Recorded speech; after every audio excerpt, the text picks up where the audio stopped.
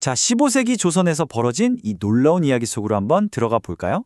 이건 뭐 거의 한 편의 정치 스릴러 같은 실제 역사입니다. 이 모든 건 하나의 거대한 미스터리에서 시작됩니다. 남이 장군과 예종이라는 정말 젊고 유능했던 두 권력자가 불과 몇 달 사이에 연달아 세상을 떠난 사건이죠. 이게 과연 단순한 우연일까요? 아니면 그 뒤에 훨씬 더 거대하고 또 사악한 무언가가 숨어 있었던 걸까요? 여기 연대표를 한번 보시죠. 왕의 죽음은 자신이 나라 최고의 장군을 처형한 지 불과 13개월 만에 일어났습니다. 이게 뭘 의미하겠어요? 바로 이겁니다. 예종왕에게 무슨 일이 있었는지 제대로 이해하려면 먼저 남이 장군에게 어떤 일이 벌어졌는지를 알아야만 한다는 거죠. 자, 그럼 다음으로 넘어가서 당시의 정치판이 어땠는지 한번 들여다보겠습니다. 이 구도는 사실 선왕이었던 세조가 만들어 놓은 아주 팽팽한 힘의 균형 그 자체였어요. 이 표가 당시 상황을 정말 잘 보여주는데요. 한쪽에는 이미 깊게 뿌리내린 권력층, 바로 한명회와 신숙주가 이끄는 구공신이 있었고요. 다른 한쪽에는 카리스마 넘치는 남이 장군을 필두로 한 새롭게 떠오르는 군사 영웅들, 바로 신공신이 있었습니다. 그야말로 팽팽한 대결 구도였죠. 그런데 세조가 세상을 떠나고 그의 20살 아들 예종이 왕위에 오르면서 이 위태롭던 권력의 균형은 그야말로 산산조각이 나고 맙니다. 예종은 젊고 야심이 넘치는 왕이었어요.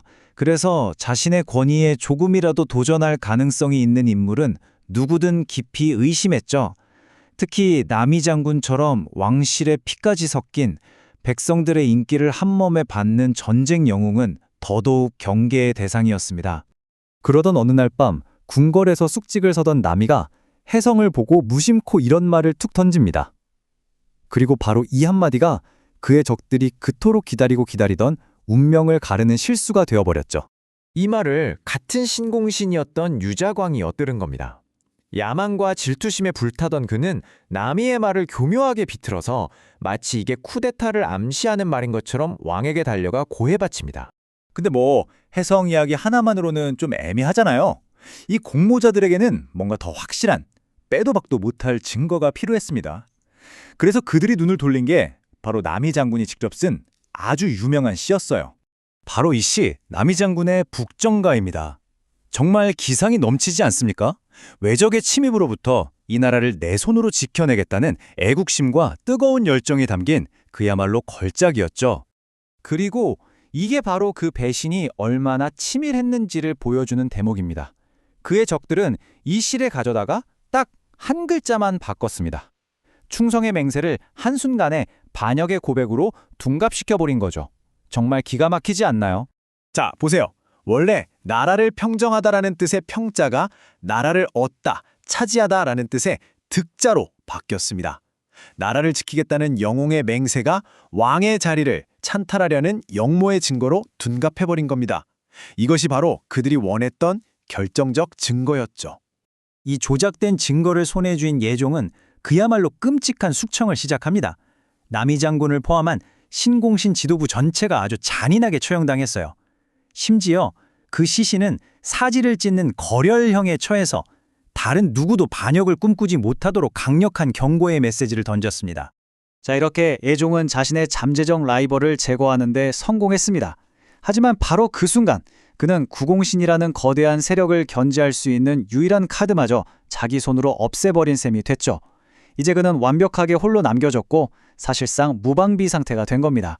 그리고 그 일이 있고 나서 불과 13개월 뒤에 예종은 갑작스럽게 세상을 떠납니다. 공식적인 역사 기록에는 사인이 만성적인 발질환, 즉 족질 때문이라고 되어 있습니다. 근데 여기서 정말 큰 의문이 생깁니다. 아니, 다른 곳도 아니고 발병으로 20살에 젊고 건강했던 왕이 어떻게 하루아침에 죽을 수가 있죠? 특히 사망 바로 전날까지 멀쩡하게 국정을 돌봤는데 말입니다. 상식적으로 좀 이상하잖아요.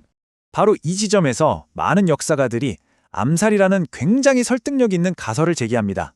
생각해보세요. 구공신에게는 동기가 있었죠. 예종은 계속 그들을 압박했으니까요. 수단도 있었습니다. 왕의 치료를 담당하는 어이들에게 얼마든지 영향력을 행사할 수 있었죠. 그리고 결정력으로 자신들을 막아설 신공신이 사라지면서 왕을 제거할 완벽한 기회까지 손에 넣게 된 겁니다. 그리고 결정적인 증거가 바로 여기에 있습니다. 예종이 죽고 나서 왕위 계승이 어떻게 됐을까요? 정당한 계승서열 1, 2순위였던 예종의 아들과 조카는 모두 밀려납니다. 대신 왕위에 오른 건 13살짜리 어린 소년이었는데 놀랍게도 그는 바로 구공신의 리더 한명회의 사위였습니다.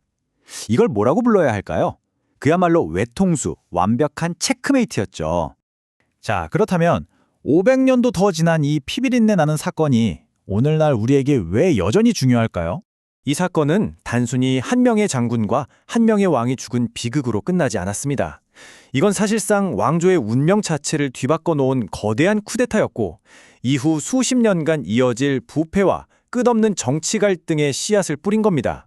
결국 남이 장군과 예종의 비극은 우리에게 시대를 초월하는 아주 섬뜩한 교훈을 남깁니다. 바로 정치라는 거대한 체스판 위에서는 아무리 뛰어난 영웅이라도 한낱 초리될 수 있고 심지어 왕조차도 언제든 희생양이 될 수 있다는 사실이죠. 왕관의 진짜 무게란 과연 무엇이었을까요? 생각해 볼 만한 질문인 것 같습니다.